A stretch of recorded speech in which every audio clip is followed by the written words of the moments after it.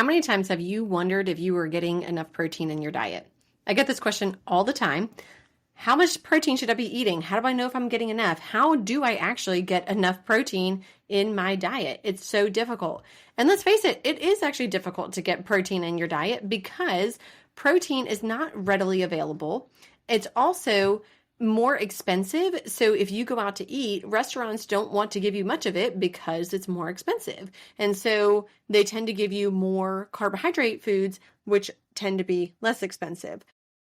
So we're going to talk about all this and more, plus the 4 ways that you can ensure that you're eating enough protein. So grab your note section on your phone, a pen and paper, and let's get it. Do you wish you could look like you train as much as you do? Are you sick of scouring the internet for sports nutrition tips only to find information tailored to men? Do you wish there was a simple solution to fueling your body for your activity level? Are you ready to find freedom with food? It is possible to have balance between fueling your body for your sport and for enjoyment, and it's not as complicated as you may think. Can we say hello, food freedom? There's a way to have it all and eat your cake too, and I'm going to show you how. Hey, I'm Kristen, a former multi-sport athlete, a sports dietitian, personal trainer, and Jesus lover. In this podcast, you will find practical, sustainable fueling tips for female athletes that will set you free from diet culture, an ever-changing set of nutrition rules, underfueling, and underperforming. You'll learn how to put together a fueling plan that works for you, that doesn't require all the rules, tracking every morsel of food you consume, letting food consume your every thought, with Jesus at the center of it all.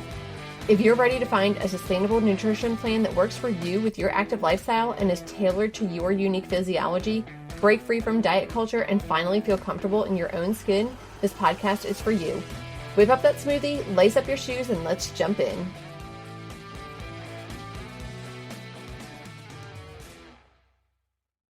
So let's talk about first what you need protein for as a female athlete. First and foremost is muscle repair and growth. This is probably no surprise to you. Protein plays a huge role in repairing and building muscle tissue. And so it's especially important after an intense workout or a competition. And protein is going to help to promote muscle recovery and growth. However, it's not the only nutrient that you need. So don't think that if you just eat protein all day long that you're just going to, build all this muscle and that's all you need to do. Or on the flip side, if you think that you're just going to eat a bunch of protein and become a bodybuilder, that's not possible either. Next up is an energy source. It does give you a small amount of energy. Carbohydrates are your body's primary source of energy and fats are your secondary source of energy. But your protein does give your muscles a small amount of energy, especially while you are working out and when carbohydrate stores are low. Next up, number 3 is hormonal balance. So protein is going to support the production of hormones, including those involved in your metabolism and muscle growth. And this is most important for female athletes because hormones can impact your performance and your recovery. If you've ever lost your period, you know how important hormones are. If you're not getting in enough food, your hormones are going to be suppressed. Next up is bone health. Protein is actually important for maintaining bone density, which is crucial for female athletes who may be at risk for osteoporosis. So if you are not eating enough, you're not getting your period, you're struggling with female athlete triad or red S, you know that this is a problem. And if you have not listened to my podcast episodes on those, I would highly suggest going back and listening to them. I will drop a link below. But protein, as well as other nutrients, are going to be really important for bone health. And osteoporosis is one of those things that once you get it, it's irreversible. You stop building bone at around the age of 30. You're just maintaining. So you want to make sure that you are doing everything that you can to build bone when you are younger. Next up is your immune function. Adequate protein intake is going to support a healthy immune system, which would help to prevent illnesses and maintain performance during training and competitions. Number 7 is nutrient absorption. So protein contributes to the absorption of nutrients and can help improve overall dietary quality by encouraging the consumption of protein-rich foods. So in short, you need protein to absorb some nutrients and to utilize them. Next up would be enhanced performance. If you're not getting in enough protein, this can really decrease your performance because you're not recovering well from your workouts or your trainings, and then that can lead to muscle soreness. You are actually losing muscle at that point. And so you need protein to enhance your performance because it's going to build muscle. Muscle produces power that is going to enhance your performance. So let's talk about 4 ways that you can ensure that you are getting enough protein over the course of the day. So number 1 is to carry a protein source with you at all times. So I understand you're not going to carry a refrigerator with you, or maybe you don't even want to carry an insulated lunch bag with you. That is fine. There are still options. You can carry a protein bar with you. Out of all these options, you want to make sure that you have at least 15 grams of protein on you, okay? So a protein bar that has at least 15 grams of protein. Not all protein bars have 15 grams of protein. Some of them have 9, some of them have 10, some have 12. You want at least 15, if not, ideally more like 20 grams of protein. So I'm going to give you a couple options here. One is a Cliff Builder bar, not a Cliff Bar, but a Cliff Builder bar. Transparent Labs grass-fed whey bars, Ready Clean protein bars, or Roar bars. These are all good options for that amount of protein. You can also just take a scoop of protein powder in a container, or I've taken it in like a little baggie and then found a water source like a water fountain or, my own water bottle, mix the two together, and then you have a protein shake that you can have if you're in a bind. Also, you can carry around Fairlife Core Power shakes. Those don't need to be refrigerated if you have not opened them yet, and so that's a very portable source of protein. Again, I'm just saying to carry these around as a source in the case that you can't get to other food, okay? I don't want you to just go ahead and skip real food and have a protein bar instead. But if you prefer to have real food like me, I am not a huge fan of protein bars and protein powders. I would much rather eat actual food. You can have beef jerky or jerky sticks. I personally buy the Costco version, so Kirkland brand, or I just make my own in a dehydrator. I'll also carry around string cheeses if I'm just going to be around or out for a short period of time. So I don't want them, to go bad over the time that I'm going to be out.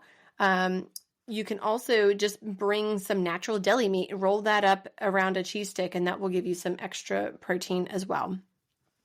Number 2 is to include at least 3 to 4 ounces of protein at each meal. So you need to be very intentional with your meals, making sure that you are getting in enough protein. So 3 to 4 ounces really looks like the size of your cell phone. If you're looking at how thick it is, how long it is, how wide it is, that type of thing. You want to make sure that you're getting in that amount of protein per meal. 3 ounces looks like the size of a deck of cards, so a little bit smaller than your phone. So this can be in the form of meat, fish. It could also be milk. So 8 ounces of milk equals roughly 1 ounce of protein. So you're going to have milk either as a component of your meal or 4 cups of milk at a meal, which I don't know that anybody wants to have that much.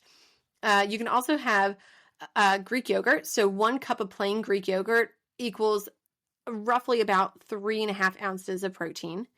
If you are a vegetarian or a vegan, if you want to incorporate things like beans, a cup of beans is going to be about 2 ounces of protein. Tofu is 2 ounces of tofu equals about 1 ounce of protein. So basically, if you need 4 ounces of protein, you're going to have to eat 8 ounces of tofu. And again, you can mix up your nutrients so you don't have to just have all that tofu in your meal as your only protein source. You can have other foods as well to make up the protein sources. Just giving you some examples here. Number 3, if you are eating out at a place like a sub or sandwich shop or Chipotle or, one of those like fast places like Cava, something along those lines, ask for double meat because I promise you, they are not giving you much meat at your meal. Usually it's only going to be about 2 ounces of meat because it is expensive and they don't want to give you the most expensive item that they have. They're going to make their profits by giving you the cheaper foods, which are more carbohydrates like rice or, a tortilla, something along those lines. So ask for double meat. Yes, you are going to have to pay a little bit extra, but it's really not going to be that much. Next is to make sure that you are having snacks. This is the fourth tip that I have for you. Make sure that you are having snacks that include protein. So each snack should include about 10 to 15 grams of protein, which is about 2 ounces of protein. So if you're having 3 meals a day plus 2 snacks, you can do the math to see how much protein that you're having over the course of the day. But you really want to make sure that you're having about 2 ounces at least at each snack. So some examples would be 2 string cheeses, a Greek yogurt, Fairlife Core Power.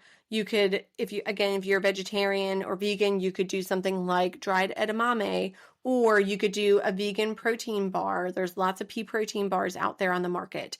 And you just want to make sure that you are getting those in at each of your snacks over the course of the day, in addition to your meals.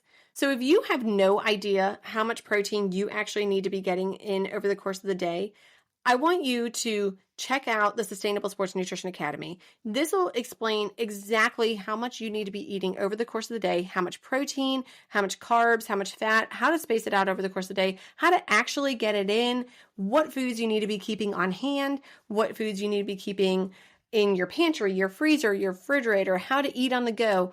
All these tips are going to be packaged up in one complete program for you, and you can join now for just $1 to try it out and see if it works for you. Hey friend, if this podcast inspired you, encouraged you, or changed you, I would love for you to leave me a review and share it with a girlfriend who will find it helpful or inspiring. That is the best way you can thank me and help me share my knowledge so I can help more people just like you. I'm so thankful that you spent this time with me today, and I'd love to connect with you. Join my Facebook group, Female Sports Nutrition, or send me a DM on Instagram, or hop on over to my website, elitenutritionperformance.com. I'll see you back here next week.